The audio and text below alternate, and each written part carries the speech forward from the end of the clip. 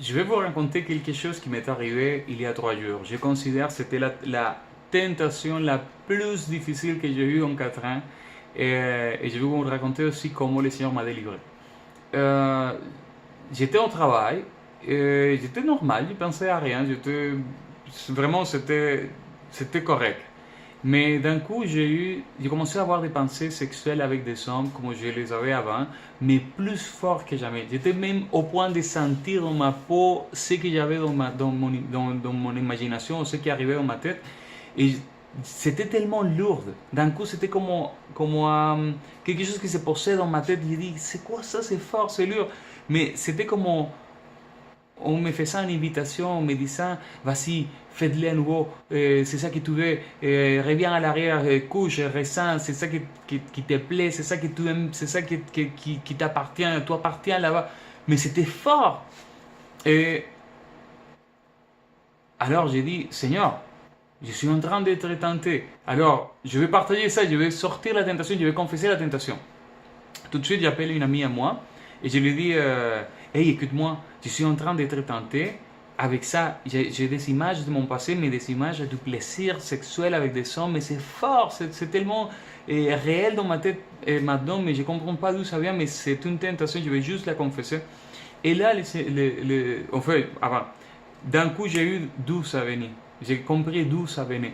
Ça venait du fait que dans les derniers jours, dans les dernières semaines, je me fais contacter par des gars qui m'ont confessé qu'ils ont tombé dans le péché et, et qu'ils se sentaient mal. Alors je les amenais à la restauration dans le Seigneur, je les amenais à Jésus, je les amenais à comprendre que la raison pour laquelle ils ont péché, c'est parce ils ont, il y a quelque chose de leur nouvelle identité en Jésus qu'ils ne comprennent pas et c'est pour ça ils l'ont raté.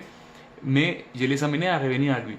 Alors, l'ennemi était en train de me dire, s'ils ont tous péché, alors faites-le toi aussi.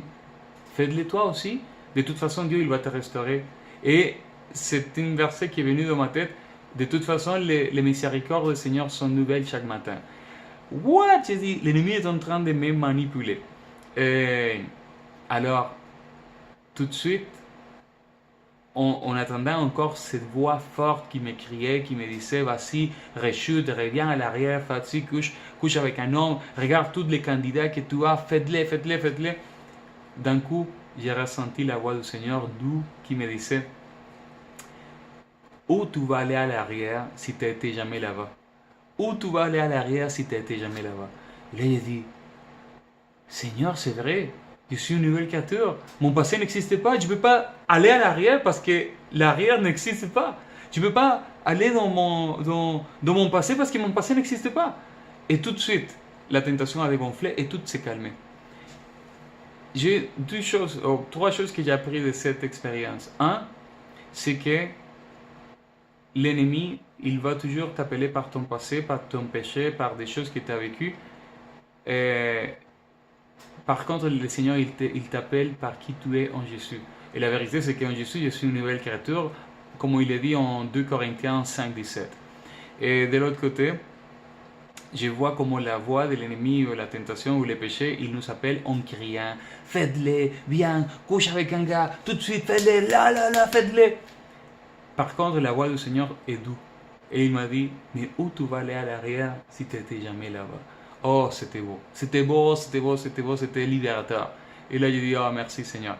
Et l'autre chose, la troisième chose, c'est que il faut partager les tentations. D'habitude, on ne partage pas les tentations parce qu'on ressent la honte. Mais la vérité, c'est que la honte, ça vient de l'enfer.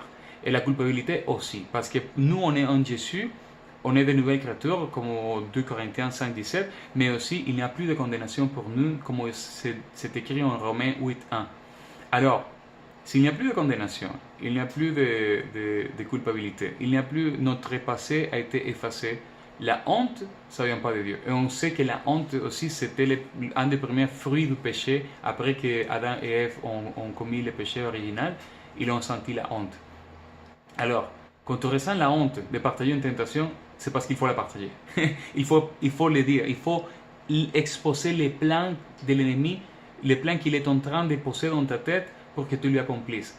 Quand je partage la tentation, c'est l'équivalent à avorter la tentation pour ne pas accoucher le péché.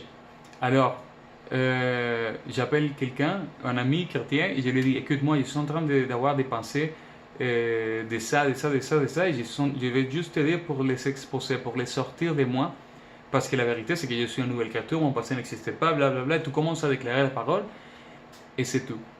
De l'autre côté, la personne qui reçoit la tentation ne doit pas s'alarmer et ne doit pas dire «Oh Carlos, il faut aller prier, il faut faire ça, il faut...» Non, parce que les tentations vont toujours arriver.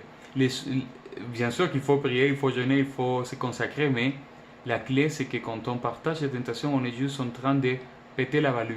On est en train juste de dégonfler cette lourdeur qui va se monter, qui va se placer sur ta tête. À plusieurs reprises, ou beaucoup de fois en fait, je partage les tentations tel qu'il arrive. Je dis, hey, tu sais quoi, j'appelle un ami, je suis en train d'avoir des pensées de ça, ça, ça, et je vais juste l'exposer, parce que ça ne vient pas de moi. Je suis une nouvelle créature, ça ne vient pas de Dieu. Dieu, il ne pense pas comme ça, et j'ai sa pensée, parce que la parole le dit. Alléluia.